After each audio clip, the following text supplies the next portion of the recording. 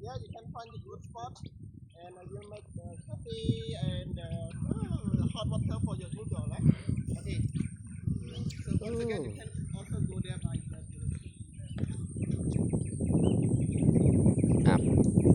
ចូលអាប់មកខ្លះទៀតបងប្អូនហើយនឹងអស់កាហាយហ្នឹងម៉ោងយ៉ាងយូរដល់តុង8 9អីហ្នឹងហើយបញ្ញាប់ជុំគ្នាដើម្បីត្រឡប់ទៅការងារកន្លែងរៀងខ្លួនបាទជាពិសេសខ្ញុំអីញាប់ដែរដូចយើងមកបានញឹកឥឡូវ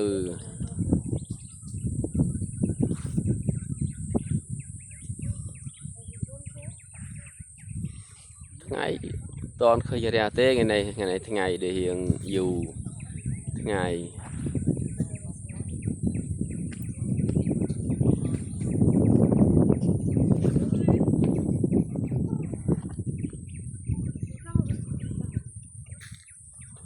ហើយ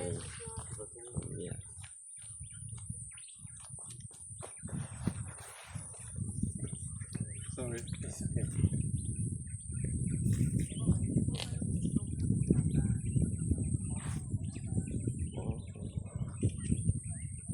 Sao mấyថ្ងៃឆាប់រះក្រនមកម្សិលមិញឡើងក្រហមម៉ោង7 6ចឹង6 កន្លះហ្នឹងម្សិលមិញ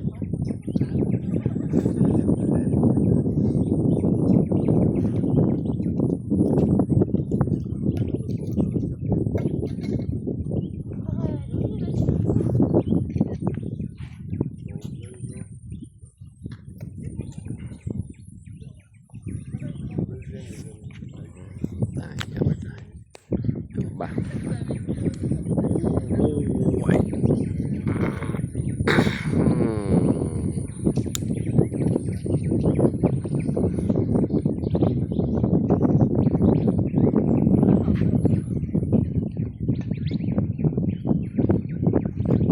លើ34